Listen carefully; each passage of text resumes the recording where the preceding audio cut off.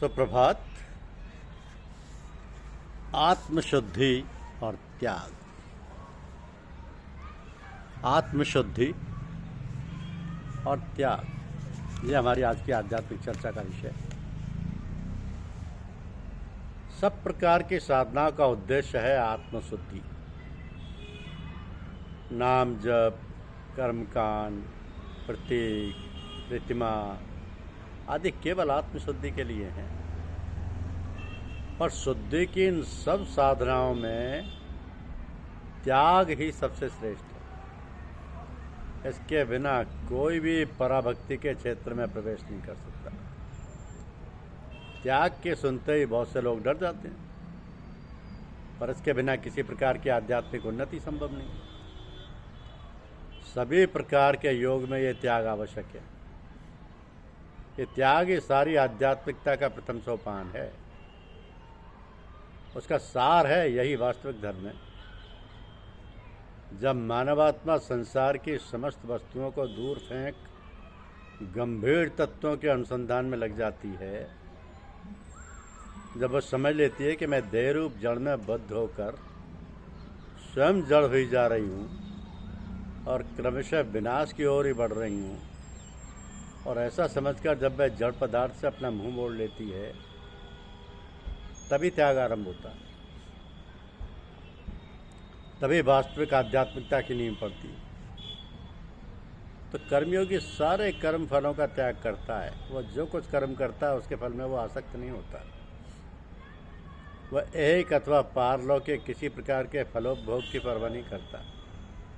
राजयोगी जानता है कि सारी प्रकृति का लक्ष्य आत्मा को भिन्न भिन्न प्रकार के सुख दुखात्मक अनुभव प्राप्त कराना है, जिसके फलस्वरूप आत्मा यह जान ले कि वह प्रकृति से नित्य पृथक और स्वतंत्र है।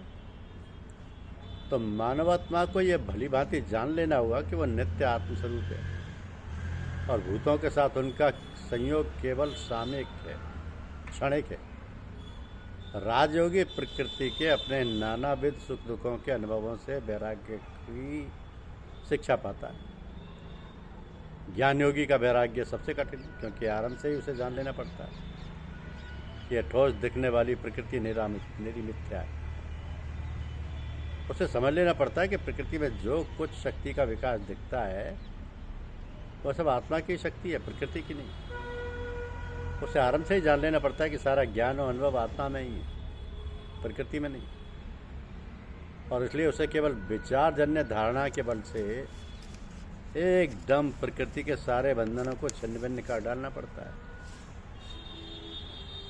तो प्रकृति और प्राकृतिक पदार्थों की ओर वह देखता तक नहीं। वे सब उड़ते दृश्यों के समान उनके सामने से गायब हो जाते हैं। वह स्वयं कैवल्य पद में अवस्थित होने का प्रयत्न करता है। तो इस प्रकार के वैराग्यों में भक्ति योगी का वैराग्य सबसे स्वाभाविक है। उसमें ना कोई कठोरता है, ना कुछ छोड़ना पड़ता है, ना हमें अपने आप से कोई चीज़ छोड़नी पड़ती है, और न बलपूर्वक किसी चीज़ से हमें अपने आप को अलग ही करना पड़ता है। तो भक्त का त्याग तो अत्यंत सहज और स्वाभाविक होता है। इस प्रकार का त्याग बहुत कुछ विकृत रूप में हम प्रतिदिन अपने चारों ओर देखते हैं। उदाहरणार्थ, एक मनुष्य एक स्त्री से प्रेम करता है, कुछ समय बाद वह दूसरी स्त्री से प्रेम करने लगता है और पहली स्त्री को छोड़ देता है। तो पहली स्त्री धीरे धीरे उसके मन से पूर्णतः चली जाती है और उस मनुष्य को उसकी याद तक नहीं आती। उस स्त्री का अभाव तक उसे अब महसूस नहीं होता। तो एक स्त्री एक मनुष्य से प्रेम करती है, कुछ दिनों बाद दूसरे मनुष्य से प्रेम करने लगती है और पहला आदमी उसके मन से सहज ही उतर जाता है। किसी व्यक्ति को अपने शहर से प्यार होता है, फिर वह अपने देश को प्यार करने लगता है, और तब उसका अपने छोटे से शहर के प्रति उत्कट प्रेम धीरे धीरे स्वाभाविक रूप से चला जाता है। फिर जब वही मनुष्य सारे संसार का प्यार या संसार को प्यार करने लगता है, तब उसका स्वादेश अनुराग अपने देश के प्रति प्रबल और उन्मत्त प्रेम धीरे धीरे चला जाता है। इससे उसे कोई कष्ट नहीं होता। ये भाव दूर करने के लिए उसे किसी प्रकार की जोर जबरदस्ती नहीं करनी पड़ती। एक अशिक्षित मनुष्य इंद्रिय सुखों में उन्मत्त रहता है। जैसे जैसे वह शिक्षित होता जाता है, वैसे वैसे ज्ञान चर्चा में उसे अधिक सुख मिलने लगता है और उसके विषय भोग भी धीरे धीरे कम होते जाते हैं।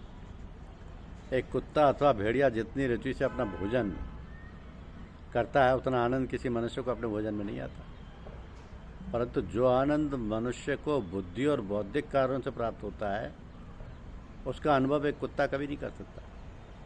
पहले पहले इंद्रियों से शुरू होता है, परंतु ज्यों ज्यों प्राणी उच्चतर अवस्थाओं को प्राप्त करता है त्यों तो इंद्रिय जन सुखों से उसकी आसक्ति कम होती जाती है।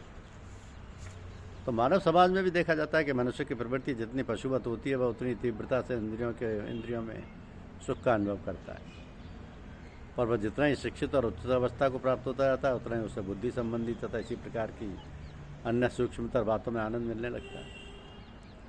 इसी तरह जब मनुष्य बुद्धि और मनोवृत्ति के भी अतीत हो जाता है और आध्यात्मिकता और ईश्वर अनुभूति के क्षेत्र में विचरता है तो उसे वहाँ ऐसा अपूर्व आनंद प्राप्त होता है कि उसकी तुलना में सारा इंद्रिय जन्य सुख, यहाँ तक कि बुद्धि से मिलने वाला सुख भी बिल्कुल तुच्छ प्रतीत होता है।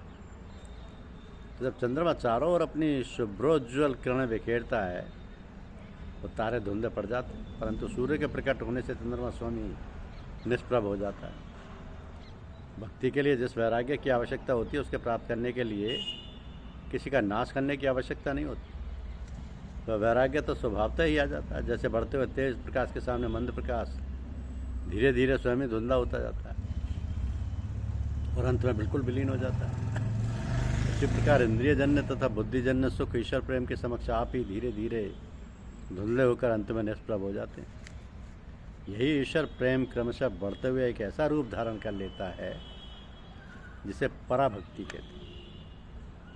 तब तक प्रेमिक पुरुष के लिए अनुष्ठान की और आवश्यकता नहीं रह जाती, शास्त्रों का कोई प्रयोजन नहीं रह जाता। प्रतिमा, मंदिर, गिरजे, विभिन्न धर्म संप्रदाय, देश, राष्ट्र, ये सब छोटे छोटे सीमित भाव और बंधन अपने आप ही चले जाते हैं। तब संसार में ऐसी कोई भी वस्तु नहीं बची रहती जो उसको बांध सके, जो उसकी स्वाधीनता को नष्ट कर सके। और जिस प्रकार से चुंबक के चट्टान के पास एक जहाज़ के आ जाने से उस जहाज़ की सारी कीलें तथा लोहे की छड़ें खिंचकर निकल आती हैं और जहाज़ के तख्ते आदि खुलकर पानी पर तैरने लगते हैं, उसी प्रकार प्रभु की कृपा से आत्मा के सारे बंधन दूर हो जाते हैं और वह मुक्त हो जाती है। अतः भक्ति लाभ के उपाय स्वरूप इस वैराग्य साधन में ना तो किसी प्रकार की कठोरता है, ना शुष्कता और ना किसी प्रकार की जबरदस्ती। तो भक्ति को अपने किसी भी भाव का दमन करना नहीं पड़ता, प्रत्युत यह तो सब भावों को प्रबल करके भगवान की ओर लगा देता। धन्यवाद। यूट्यूब चैनल को लाइक और सब्सक्राइब अवश्य कीजिए। शुक्रिया।